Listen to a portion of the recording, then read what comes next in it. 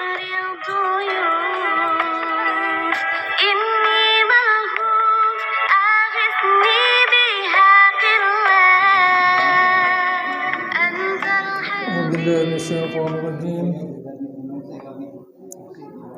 بسم الله الرحمن الرحيم. السلام عليكم ورحمة الله وبركاته.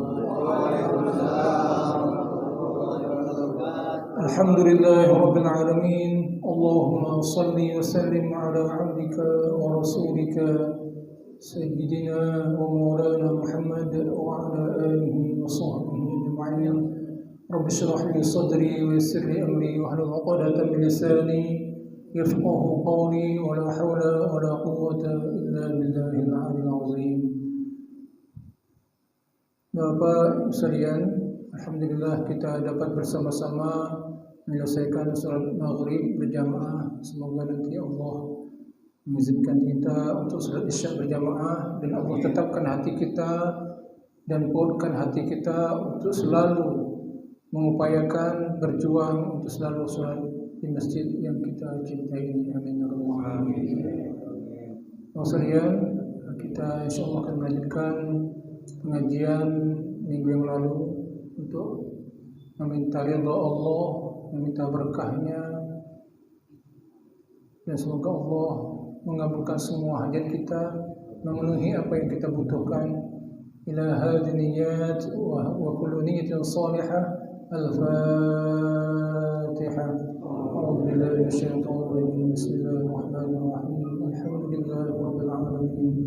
Ar-Rahmanir Rahim. Maliki yaumiddin. Iyyaka na'budu wa iyyaka nasta'in.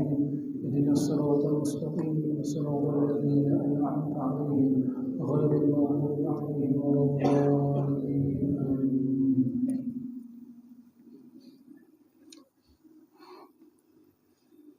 Bapak sekalian, membaca Alhamdulillahirabbil alamin, pengakuan dari kita yang pertama, pengakuan dari kita bahwa Allah Subhanahu wa taala memiliki keagungan, kemuliaan, kesempurnaan yang dengan semua itu Allah layak untuk kita puji.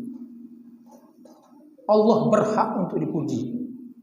Yang kedua, dengan kita membaca Alhamdulillahirabbil alamin itu, alhamdulillahi, segala puji bagi Allah, itu adalah pernyataan dari kita. Pernyataan dari kita bahwa kita sedang memuji Allah dengan pujian yang layak untuk Allah. Ingat Pak, kita menilai orang sejauh apa yang kita kenal dari orang itu, kan? Betul Pak ya? Kalau kita kenal misalnya Pak Harnojoyo, apa yang kita tahu? Beliau wali kota. Tapi kelebihan-kelebihan apa yang beliau miliki selain wali kota? Ada yang tahu dan ada yang tidak tahu. Kalau orang yang kenal betul, mungkin beliau memiliki banyak kelebihan-kelebihan. Nah, memuji Allah dalam hal ini adalah bahwa kita memiliki keterbatasan untuk mengenal hakikat Allah. Maka pujian yang kita berikan kepada Allah itu adalah pujian yang pantas, yang layak untuk Allah. Sepantas, selayak yang memang Allah berhak untuk mendapatkannya. Dan kita terbatas untuk mengetahui itu. Paham Pak ya? Jadi pujian untuk Allah itu tak terbatas. Tak terbatas. Selayak yang pantas untuk Allah Subhanahu wa taala. Yang ketiga, alhamdulillah itu pernyataan dari kita bahwa segala macam kebaikan, keutamaan, kenikmatan, kehebatan yang ada di dunia ini, satu-satunya yang berhak untuk dipuji adalah Allah Subhanahu wa ta'ala. Dengan demikian kita sebagai seorang muslim, sebagai seorang beriman, tidak pernah ada tempat di hati kita untuk sombong. Makanya Pak, ada hadis yang sangat hati-hati kita Pak. La yadkhulul jannata man kana fi qalbi habatu khardalin min kibrin. Tidak akan masuk surga orang yang hatinya ada sebesar atom sifat sombong. Ada sahabat bertanya, menyatakan, sahabat nyatakan, ya Rasulullah, ini gimana ini? Ada di antara kami ini yang suka sendalnya bagus. Nah kata Rasulullah, bukan seperti itu sombong. Sombong itu bukan karena bajunya bagus, pakai sendal yang bagus, bukan situ. Tetapi sombong di mata Allah Subhanahu wa taala batarul haq. Apa batarul haq itu? Menolak kebenaran. Tidak galak dengar nasihat, tidak galak diajari. Menolak kebenaran, tidak galak dibetulkan, tidak galak ditegur. Kau bocah ingusan, aku ini lebih tua dari kau. Atau sudahlah, hai pak, bapak tua, kau lah jadul. Aku ini generasi muda, bukan masanya lagi cak kamu dulu. Nah, ini ada juga banyak muda nih kan, tak galak nasihatin. Batarul haq, tak galak menerima, menolak kebenaran. Wa ghamtun nas, sombong yang kedua di mata Allah, merendahkan orang. Merendahkan orang. Alah, pegawai rendahan, tukang parkir. Alah, jualan gawe gini gawe, itu tidak boleh seperti itu pak. Lah, wajahnya sudah, mohon maaf, tidak ada tanda-tanda tampan, tidak ada tanda-tanda cantik, pakaiannya alah paling 50.000. Motornya butut Suzuki zaman tahun 90, mobilnya lah 50 juta. Rumahnya peot, rumahnya kayu, rumahnya setengah batu. Nah itu tidak boleh, merendahkan orang. Ini orang ini latuo baru ke masjid. Nah itu tidak boleh pak, ngoyong-ngoyong kayak merendahkan orang pak. Siapa tahu dia terus surga. Sadar baru tobat usia 60 tahun, 70 tahun. Jangan merendahkan orang. Orang saja tidak boleh direndahkan, apalagi diri kita pak. Jangan kita rendahkan pak. Kadang-kadang banyak orang sibuk menyalahkan orang lain, merendahkan dirinya. Padahal sekalian, banyak orang rendah bukan karena orang lain merendahkan, tapi dirinya sendiri yang merendahkan. Lah tahu Allah memuliakan dia dengan keimanan, tetapi sholatnya 2 kali sehari, 3 kali sehari, dekat masjid, tidak sholat di masjid. Malu pak. Kita sudah dekat rumah dengan sejengkal, jarak 3 sampai 7 rumah, 10 rumah masih dekat. Tidak. 3 meter. Tidak ke masjid. Malu kita pak. Malu gitu. Wong mungkin tidak nguyok pak. Wong tidak nguyok. Cuman kan kita kan ada perasaan. Oh ya apalah pesan kita kan. Wong lewat depan rumah kita. Nah kita tidak datang masjid. Jangan kita merasa nguyok kita. Kita ini merendahkan diri kita sendiri karena tidak menghargai diri kita sebagai tetangga masjid. Ada orang kaya, duitnya banyak. Tidak galak nyumbang levelnya seharusnya 100.000, dia 5.000. Uang biasa begal, uang biasa 20.000, dia 5.000. Nah, terus marah dia, dikatakan pelit. Sebenarnya yang salah siapa? Memang uang tidak boleh pak ya, menjelekkan orang tidak boleh. Cuman cara-cara seperti itu kan merendahkan diri sendiri. Ada mampu tidak galak nyumbang. Nah, sekalian kembali. Jadi 3 hal itu, bahwa pertama alhamdulillah itu bahwa kita menyadari kesempurnaan Allah, bahwa Allah betul-betul layak untuk dipuji. Yang kedua, pernyataan kita bahwa kita sedang memuji Allah. Yang ketiga, apapun kebaikan, kehebatan, kemuliaan, pujian yang ada di dunia ini semuanya adalah milik Allah, bukan milik manusia. Rabbil Alamin, ketika kita Rabbil Alamin itu pak, kesadaran kita bahwa Tuhan Allah itu, bahwa Allah itu Tuhan semua makhluk, tunduk, semua makhluk tunduk dengan hendaknya. Yang namanya presiden pak, segalanya di tangan dia pak, segalanya berkuasa penuh dia, tangan-tangannya berlaku. Nah kalau Allah, apalagi Allah pak, pemilik alam raya ini. Jadi semua alam raya ini Allah pemiliknya. Allah yang ngatur, Allah yang berkehendak, semuanya tunduk dengan Allah Subhanahu wa taala. Kalau cek itu Pak, siapa kita dibandingkan dengan Allah Subhanahu wa taala? Jadi ketika kita membaca Rabbul Alamin Pak, ya Allah ya Tuhan, aku ini kecil sekali dari makhlukmu ya Allah. Jadi tidak pantas Pak kita nak membusungkan dada di depan manusia, apalagi di depan Allah Subhanahu wa taala. Dari sini juga Pak, Rabbil Alamin ini ada suatu kesadaran kita bahwa kita ini bergantung dengan Allah Tuhan semesta alam. Bisa dipahami Pak ya? Ini sekedar saya mau singkat untuk bisa kita pahami. Saya lanjutkan ayat yang berikutnya. Kenapa ini kan dua sifat Allah. Kan di dalam Al-Fatihah sudah ada. Cuman ayatnya 7 ayat. Tetapi diulang lagi ini. Kenapa Pak? Terima kasih. Dalam Al-Quran, pengulangan ayat dalam Al-Quran itu tidak sia-sia. Bukan ulangan kata dan ayat dalam Al-Quran itu ada maknanya. Di antara maknanya adalah untuk menegaskan, untuk menekankan, untuk memperkuat yang sebelumnya sudah disampaikan.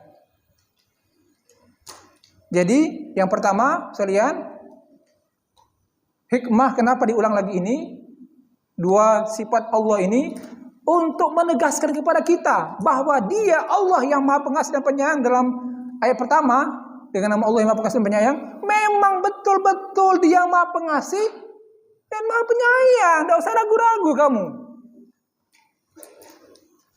Ada Pak Umar di rumah, ada. Pecahnya tidak kate. Pak Ali ada di rumah, ada di rumah.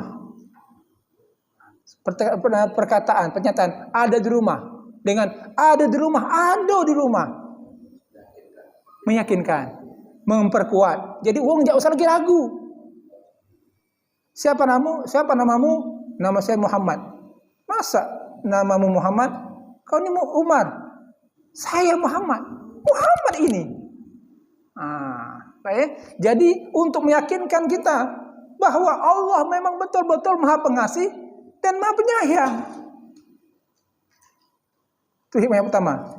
Yang kedua, hikmah yang kedua, kenapa Allah menyebut ini 2 kali? Supaya kita sebagai orang yang beriman betul-betul sekalian tertanam di otak kita dan hati kita kasih sayang Allah Subhanahu wa taala. Dan supaya kita mencontoh Allah bahwa Allah itu yang Maha Pengasih dan Penyayang, kita sebagai hambanya ngikutin Allah yang memiliki sifat kasih dan sayang.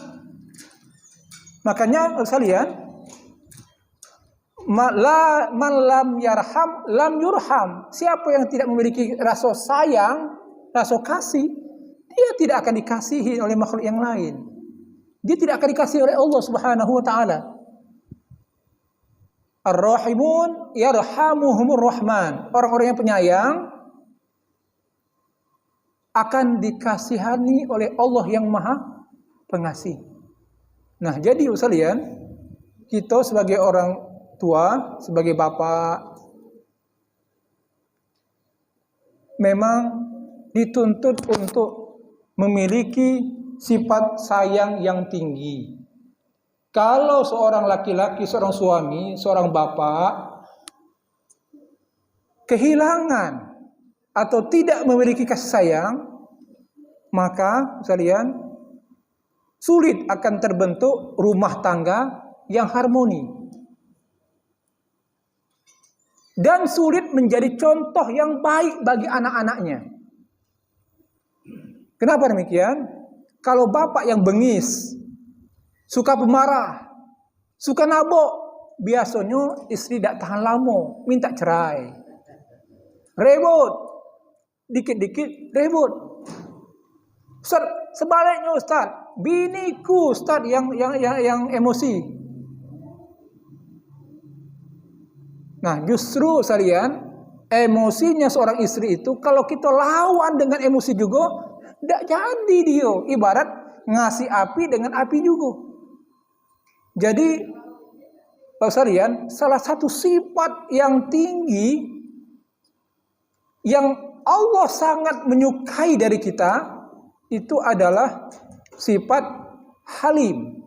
Halim itu sekalian dekat dengan sifat penyayang. Halim itu penyantun, tidak emosional. Jadi Nabi Ismail sekalian itu memiliki sifat halim, penyabar, penyayang, tidak emosional, pengasih. Nah, jadi sekalian kita diajarkan juga bahwa Dia Allah yang Maha Pengasih dan Penyayang. Seyanya kita sebagai hamba Allah Subhanahu wa Ta'ala menjadi hamba-hambanya yang memiliki sifat penyayang, pengasih. Bagaimana praktiknya? Dengan orang tua, Pak. Dengan orang tua, jangan Pak kita itu bahasa dengan kawan. Tidak boleh, tidak laku di depan Allah Subhanahu wa Ta'ala. Tidak laku, Pak. Bahasa yang Allah inginkan dari kita seorang anak kepada orang tua itu bahasa bawahan dengan atasan.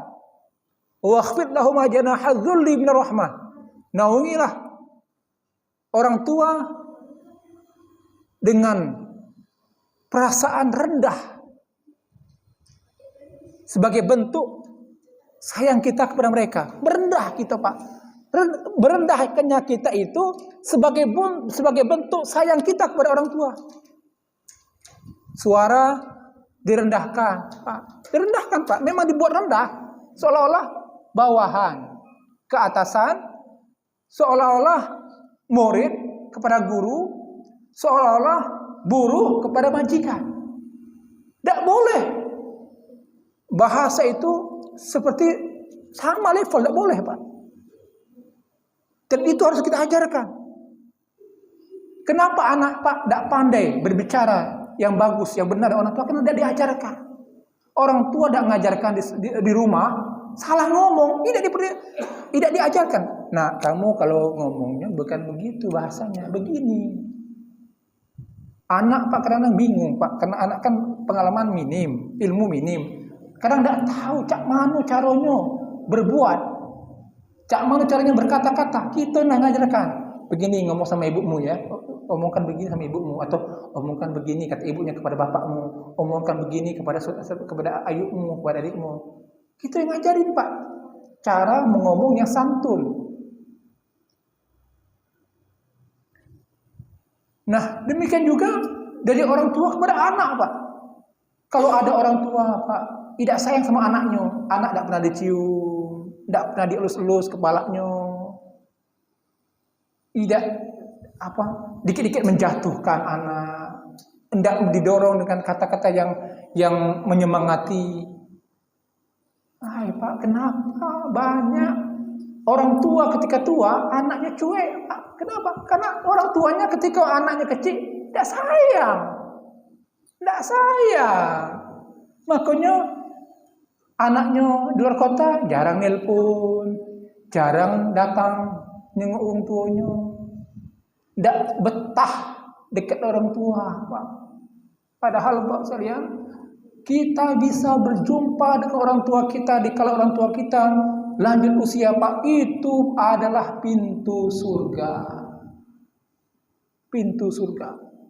Hanya orang-orang tertentu, Pak, yang Allah berikan hidayah, yang merasa enak, bangga, bisa dekat dengan orang tua yang sudah berumur. Banyak anak, Pak, capek aku, ribet ngurus orang tua. Itu, Pak, itu tidak akan terucap dari anak yang berbakti, Pak. Jangan juga kita orang tua, Pak, dikit-dikit membentak anak. Membentak itu bahaya, Pak, bisa merusak saraf-saraf otak. Makanya kita diajarkan, Pak, kalau kita membentak anak, bentaklah dengan doa. Kau sumpah kau semoga kau jadi ulama besar. Kayak itu. Sedang emosinya, ya Allah, mudah-mudahanlah kau jadi orang yang paling baik di muka bumi ini. Kayak itu, Pak. Itu contohnya kan yang Sudes itu kan. Tahu ceritanya kan, Pak, ya? emaknya lagi masak untuk menjamu. Masakan emaknya itu dimasuknya dengan pasir, Pak. Didoai oleh ibunya, semoga kau jadi Imam Masjidil Haram. Jadinya Pak, kepala Imam Masjidil Haram, Pak. Jadi kita Pak jangan sembarangan ngomong, Pak. Ibu istri kita juga, Pak. Jangan sembarangan ngomong, doakan yang baik-baik. Kalau saya, Pak, saya menyampaikan suatu kebodohan. Orang tua mendoakan yang jelek bagi anaknya. Capek-capek melahirkan ibunya, bapaknya petang-panting, malah didoakan yang tidak baik. Nah, saya lanjutkan Pak sekalian. Jadi Ar-Rahman Ar-Rahim ini penegasan dari Allah, dan juga Allah ingin bahwa kedua sifat ini betul-betul mempengaruhi jiwa kita untuk kita sadari bahwa Dia Allah Maha Pengasih dan Penyayang, yang dengan kesadaran kita yang dalam bahwa Allah Maha Pengasih dan Penyayang itu, kita memanfaatkan sifat itu untuk lebih dekat kepada Allah Subhanahu wa taala. Yang ketiga, supaya kita meniru kedua sifat ini, Ar-Rahman Ar-Rahim. Nah, termasuk Pak sifat Ar-Rahman Ar-Rahim ini, kalau kita bukan hanya kita mencintai Pak ya, mencintai bukan hanya dengan keluarga kita Pak ya, dengan sesama juga, dengan sesama jemaah juga Pak. Jemaah begini Pak, dia jarang datang Pak ya, kadang datang kadang tidak, ditanyain ngapa kok kemarin tidak datang, ngapa kok tidak muncul. Tetangga kita Pak masih di bawah kita usianya, dia tidak ke masjid, ngapa kok tak kejimuan di masjid. Ayolah datang ke masjid yuk. Kadang anak kecil Pak ya, Kenapa ada bapak tak nengok kau di masjid? Ke masjid. Jadi gitu Pak, kita peduli Pak dengan sesama Pak. Itu bentuk sifat sayang. Termasuk sifat pengasihnya itu Pak, tidak pelit dengan harta. Dengan harta suka memberi. Termasuk juga ya ucapan yang baik itu bentuk sedekah juga Pak ya. Ada orang yang membutuhkan informasi, ilmu, hikmah, pengajaran, itu mulut kita tuh murah untuk ngomong Pak. Jangan pelit pula, jangan terlalu pelit. Tak galak nasihatin tak galak negur orang, tak galak mengingatkan orang. Tak boleh juga Pak. Kita bapak sebagai suami, nikmati sholat 5 waktu, anaknya tidak sholatnya bolong-bolong. Itu salah juga Pak. Tidak penyayang namanya Pak. Jadi anak kita tuh kita harus pastikan benar. Dia sholatnya 5 waktu. Kita pastikan benar Pak. Kalau sudah kita ingatkan, ternyata masih juga itu bukan kewajiban kita lagi Pak. Karena kalau tidak kita ingatkan, nanti dia akan protes. Kau ngapa tidak sholat? Mak bapakku tidak pernah mengingatkan aku, tidak pernah negur. Salah pula gitu Pak, berdosa pula gitu. Sesep kaget, anak kita narik kita masuk neraka. Karena berdosa. Apa Malik Yaumiddin Pak artinya? Yang menguasai hari pembalasan. Malik, raja yang menguasai, yang memiliki. Malik ini kan pemilik, penguasa. Nanti di akhirat itu Pak, tidak ada yang berkuasa lagi Pak, kecuali Allah Subhanahu Wa Taala Pak. Jadi kalau di dunia ini Pak, banyak hal-hal yang menegangkan Pak ya, banyak hal yang menegangkan. Pengumuman kelulusan, pengumuman diterima idaknya di ujian PNS lah, BUMN, tentara, polisi Pak ya. Yang calon-calon tentara perwira itu kan berdebar-debar Pak ya, cemas-cemas. Oh ya Pak, di akhir nanti Pak lebih dahsyat lagi Pak. Nak putus rasanya jantung itu saking panik Pak, panik itu Pak. Karena bahaya Pak. Kalau salah tempat Pak ya, di akhir itu Pak bahaya banget Pak. Bukan rumah yang terbakar, bukan mobil yang hilang, tubuh Pak kena bakar. Sebaliknya, kalau tepat, Pak, Nikmat sekali. Makanya kita bersyukur Pak kumpul di sini Pak dalam rangka untuk meraih itulah Pak. Dalam rangka untuk meraih surga Allah Subhanahu wa taala. Maliki yaumiddin. Penguasa. Yaumiddin pada hari pembalasan, pada hari kiamat. Nah, sekalian, kalau mendengarkan ayat ini Pak, apa sih yang tergambar di benak kita Pak? Yang pertama, ada suatu keyakinan kita hari akhirat Pak. Yang pertama, yakin bahwa akhirat itu ada. Keyakinan bahwa benar ada akhirat. Wabil akhirati hum yuqinun. Di antara ciri orang bertakwa itu dia yakin dengan adanya hari pembalasan. Jadi kalau kita misalnya Pak capek beribadah, barusan membantu orang, Pak ya, capek menahan sabar, Pak ya, menahan musibah dengan kesabaran. Ini Pak ayat penghiburnya, Maliki yaumiddin. Oh tenang ya Allah, tenang rasanya. Dia Allah menguasai hari pembalasan. Di hari pembalasan itu Allah akan membalas kebaikanku dengan balasan yang seadil-adilnya. Orang menzolimi, ada yaumuddin. Nanti orang yang zolim itu akan menanggung, akan mengembalikan hak kita yang diambil oleh dia. Yakin Pak bahwa jadi ketika kita baca ini Pak, pertama harus ada kalau kita baca ayat ini menumbuhkan kepada kita, mengingatkan kita untuk yakin bahwa adanya hari kiamat. Yang kedua, ayat ini juga Pak, ketika kita menyebut Malik Yaumiddin, penguasa hari pembalasan, harusnya kita merasa takut. Pak, takut Pak. Ngapa? Tuhanku, nanti engkau akan mempertanyakan diriku tentang ilmu, tentang harta, tentang amanah, tentang ilmu, tentang perintah Allah sudah dikerjakan atau belum, larangan Allah dikerjakan atau kita tinggalkan. Takut Pak, ada rasa takut. Takut. Kenapa takut Pak? Karena hari akhir itu sangat dahsyat Pak, sangat dahsyat. Sangat dahsyat sekali Pak. La yughadiru saghiratan wala kabiratan illa ahsaha. Di akhirat nanti Pak, kecil Pak, seatom muncul. Faman ya'mal mithqala dzarratin khairan yarah, wa may ya'mal mithqala dzarratin khairan yarah, wa may ya'mal mithqala dzarratin syarran yarah. Sebesar atom kebaikan akan terlihat, sebesar atom kejahatan akan terlihat. Berat takut kita Pak.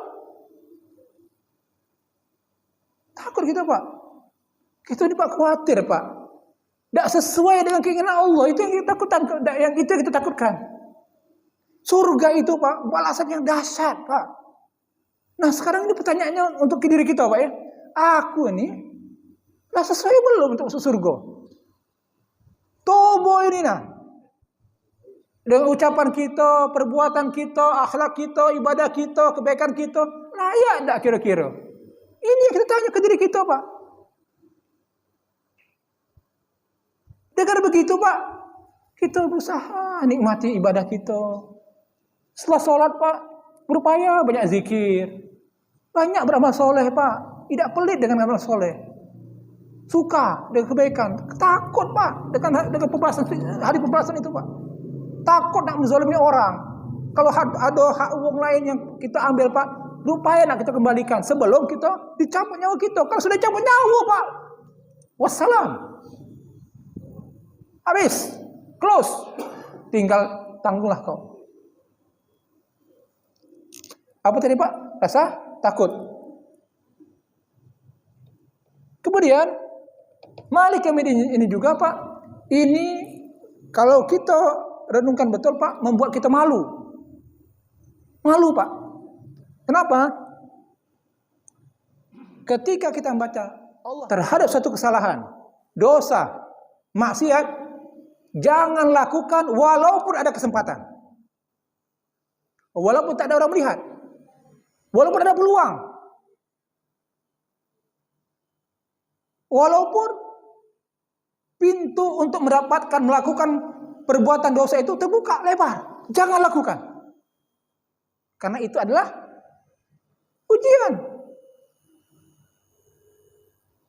Misalnya, Pak Daniel tinggal di gudang duit. Penjaga gudang duit. Pak ya. Jadi kalau Pak Daniel misalnya mau nyelipkan duit agak-agak 5 lembar 10 lembar aman. Baca baik. Tetapi kesempatan itu bukan untuk dimanfaatkan seperti itu tidak.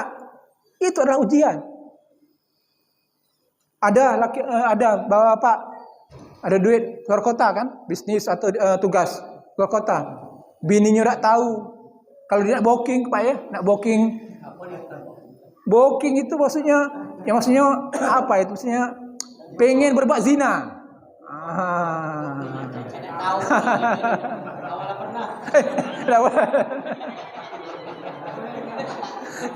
Artinya kalau dia mau berbuat zina, bininya belum tentu tahu, temannya belum tentu tahu, karena dia mungkin sendirian saja di kota itu, bisa saja.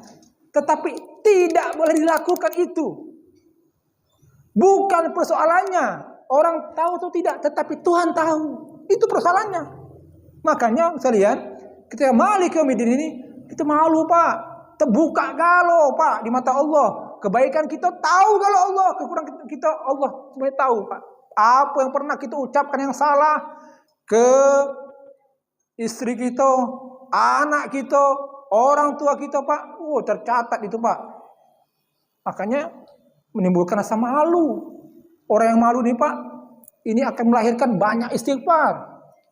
Kalau rasa takut, Pak, hati-hati dia berbuat dosa. Kalau yakin, Pak ya, semakin semangat berbuat kebaikan. Tenang baik, aku ini nyumbang 100.000 ibadah aku nabung untuk diriku sendiri. Aduh, Pak, sukanya numpuk-numpuk harta sehingga Allah caci, Allah tegur. Wailul likulli humazatil lumazah. Celakalah bagi pengumpat dan pencela. Siapa? Allazi jama'a malau wa'adada, yang jama'a mala, mengumpulkan harta, dihitung-hitung. Tercela, Pak. Jadi kalau ada rezeki itu bukannya nak kumpulkan lagi untuk anak biniku keturunan ketujuh keturunan. Tidak boleh cek itu. Banyak rezeki harus banyak berbuat kebaikan. Sengaja Allah titipkan, bukan sekedar kamu tuh nak mengeluarkan zakat baik. Ingat, manfaatkan itu untuk amal solehmu. Banyak-banyak, ada masjid nak bangun, keluarkanlah aku tenang 10.000 bata, 1.000 sak semen, 20 juta untuk upah tukang. Jangan pula terucap, aku sudah nyumbang di masjid kayo diajak sedekah ingin Pak mau masjid, aku sudah bantu untuk masjid yang di kampungku, sudah aku membuat masjid. Boleh tidak itu, Pak? Tidak boleh. Kalaupun tidak, jadi bantu selama kita mampu. Jangan Pak uang datang ke kita ngantar proposal, Pak surat permohonan bantuan di sengeh ke Pak. Kumpullah, tumpuk-tumpuklah kan. Tidak boleh, Pak, itu, Pak. Tidak boleh. Kalau kita mampu, tidak boleh, Pak. Kalau kita tidak mau banyak, sebisanya. Misalnya ada anggota dewan, kan banyaknya permintaan. Kabulkan semampunya saja. Kalau mampu, misalnya masuk 50 proposal, kemampuan dia 10 itu. Tapi kalau 50 mampu pengusaha. 100 proposal masuk, sanggup kalau bantu semuanya. Karena itulah amanah. Harta itu untuk dimanfaatkan, bukan untuk ditumpuk-tumpuk, dihitung-hitung. Iya, waktunya sudah habis, Pak. Kita mungkin dialog atau ada yang kurang jelas atau yang bertanya, silakan, Pak. Ini hilangkan itu tuh masih terbayang-bayang. Ya, jadi tiap malam itu kita istighfar juga salat itu, salat malam itu masih terikut. Oh ya. Mana yang hilangnya? Oke. Gini. Pertama Pak, kita itu ada kesadaran, bagus tuh Pak. Pertanyaan sebenarnya Bapak Pak Haji Zulkifli ini sebenarnya Pak ya. Ya karena macam-macam zaman sekarang ini Pak ya. Buka TV, nah udah pakai jilbab. Kadang-kadang di bulan puasa pula Pak, itu kan puasa. Nak menahan pandangan. Wong iklan segala macam kan, iklan yang kurang ajar itu Pak ya. Penyiar yang tak tahu aguk itu, tak ngerti dengan adab sopan santun berpakaian. Itu kan pakaiannya tak aguk itu. Kita terjengok. Tahu-tahu kita ini terjengok lagi kan. 2 kali 3 kali.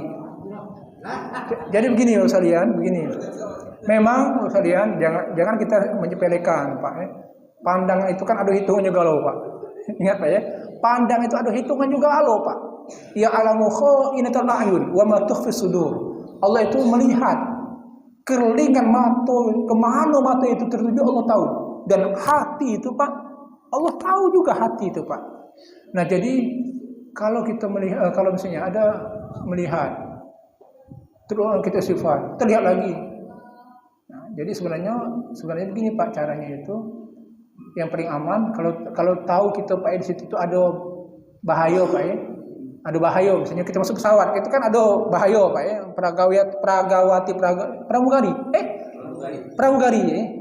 pramugari yang tidak sehat itu Pak ya, yang tidak sehat pakainya itu, kita harus hati-hati Pak. Jadi agak menundukkan pandangan, itu yang pertama. Jangan banyak nyingok tertunggak ke depan atau kanan kiri Pak, karena kalau kita ke depan, ke kiri, ke kanan, besar kemungkinan nyingok lagi. Nyingok lagi. Yang aman itu apa Pak? Yang aman itu nunduk atau baca Quran, baca sesuatu atau berzikir. Tetapi benar ketika kita salah istighfar. Kemudian sebenarnya begini Pak kuncinya, Allah itu saya lihat tidak menyukai sesuatu dosa yang disadari, yang diketahui. Tidak suka Pak. Lah tahu itu ada dosa. Tapi dilakukan tidak, Allah suka. Allah itu suka orang berbuat dosa karena dia tidak tahu. Setelah dia melakukan dosa itu, dia harus cepat beristighfar. Ini Allah yang suka.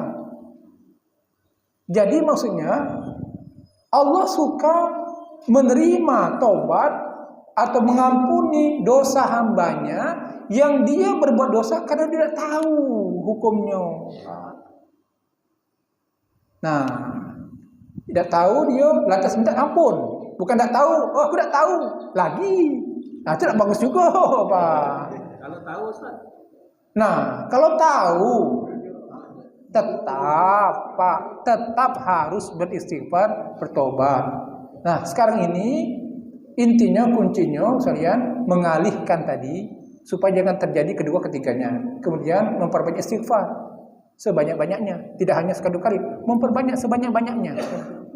Kemudian saya ada doa Pak. Doa ini saya dapatkan dari Mutawalli Sya'rawi, Syekh Mutawalli Sya'rawi, yang kira-kira isinya begini Pak. Allahumma rzuqni ladzata ta'ah. Allahumma harrimni ladzata ma'siyah warzuqni ladzata ta'ah. Nah, ini boleh Pak doa ini Pak. Kalau di Indonesia kan, ya Tuhanku, ya Allah ya Tuhanku, haramkanlah maksudnya itu, tolong jauhilah, jangan sampai aku merasakan nikmat dari dosa yang kulakukan, dan karuniakanlah kepadaku kenikmatan melakukan suatu ketaatan. Doa ini Pak ya, ini harus ada Pak, sebagai bentuk kesadaran, sebagai bentuk usaha dari kita, bahwa kita sadar untuk tidak menyukai yang Allah benci, dan sadar untuk menyukai apa yang Allah suka.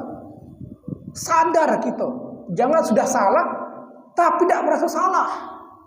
Oh salah Pak, tahu dia salah, lalu dia bersifat, itu bagus. Sudah salah, tidak ngerti dia salah, berarti dosanya berlipat. Dosa karena dia salah, kemudian dosa karena dia Tidak tahu. Nah, doa ini Pak, saya kasihkan di sini untuk bisa dimanfaatkan untuk diri kita dan untuk anak-anak kita Pak. Jadi anak kita ini, saya ngasih tahu Pak, anak kita yang remaja ini Pak ya, betul-betul dalam bahaya. Kalau saya lihat kaitannya dengan pertanyaan dari Pak Haji, ini sebenarnya Pak Haji ini mancing baik untuk saya menyampaikan bahwa anak kita Pak, sekarang bukannya lagi Pak nak nunggu anak kita S2 nikah, nak nunggu begawe matang mapan punya mobil punya rumah nikah. Tidak lagi zamannya sekarang Pak, terlambat Pak. Betina lah usia 25 tahun baru kawin, lanang 27 tahun 30 tahun baru kawin. Mohon maaf Pak, yang kalau dia terlambat nikah tidak menyinggung. Ini bicara untuk generasi kita Pak, terlambat. Ini ada peluang Pak. Keterlambatan ini setan masuk. Sekarang ini Pak, kalau ada anak yang orang kuliah SMP SMA lagi, saya sayang, bunda, tapi mami masih sambung SMP SMA, tapi papa, mami, ibu, ayah, bunda siapa kau masih bau kencur. Bentar. Nah jadi Pak, kuncinya adalah mempercepat kedewasaan anak kita, sehingga kedewasaan dan kemandirian. Kedewasaan itu Pak diajarkan Pak, ilmu berumah tangga itu kapan Pak? Agak-agak SMA. Nah sayangnya di kurikulum kita tidak diajarkan itu sekolah Pak. Sampai di pesantren pun ya sedikit aja. Apa? Ilmu berumah tangga. Yang kedua kemandirian, kemampuan untuk bekerja. Nah, sudah azan Pak ya.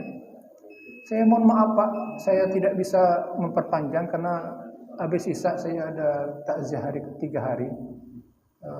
Insyaallah dari kesempatan kita sambung lagi Pak, karena kita sama-sama ingin mengharapkan hidayah dari Allah Subhanahu wa taala. Semoga Allah selalu menambah ilmunya kepada kita, membukakan hati kita untuk tetap dalam keimanan dan ketakwaan kepada Allah. Semoga Allah memberkahi kita, melimpahkan rahmatnya, ampunannya, kurnianya, hidayahnya kepada kita semuanya. Dan Allah senantiasa mau menerima taubat kita, dan kita selalu bimbing untuk selalu istighfar dan bertaubat. A'udzubillahi minasyaitonir rajim. Bismillahirrahmanirrahim. Allahumma shalli wa sallim ala abdika wa rasulika sayyidina Muhammad wa ala alihi wa sahbihi ajma'in. Allahumma fa'alna bima 'allamtana wa 'allimna ma yanfa'una wa rizqna 'ilman tanfa'una. Rabbana awzi'na an nashkura ni'mataka allati an'amta 'alaina wa 'ala walidayna wa an 'amila salihan tardahu wa adkhilna bi rahmatika fi 'ibadika salihin. اللهم أعنا على ذكرك وشكرك وحسن عبادتك. اللهم حرمنا، اللهم رزقنا اللذة الطاعة وحرمنا اللذة المعصية برحمتك يا أرحم الراحمين. ربنا آتنا في الدنيا حسنة وفي الآخرة حسنة وقنا عذاب النار. صلى الله على سيدنا محمد وعلى آله وصحبه أجمعين. سبحان ربك رب العزة عما يصفون وسلام على المرسلين والحمد لله رب العالمين. Pak, tolong ingatkan saya nanti minggu depan doa supaya kita membenci dosa, dan doa supaya kita menyenangi perbuatan ketaatan. Untuk sampai ke saya Pak ya, untuk saya tuliskan. Kita tulis dalam kepala majlis. Subhanakallahumma wa bihamdika nasyhadu an la ilaha illa anta nastaghfiruka wa natubu ilaik. Terima kasih. Mohon maaf. Assalamualaikum warahmatullahi wabarakatuh.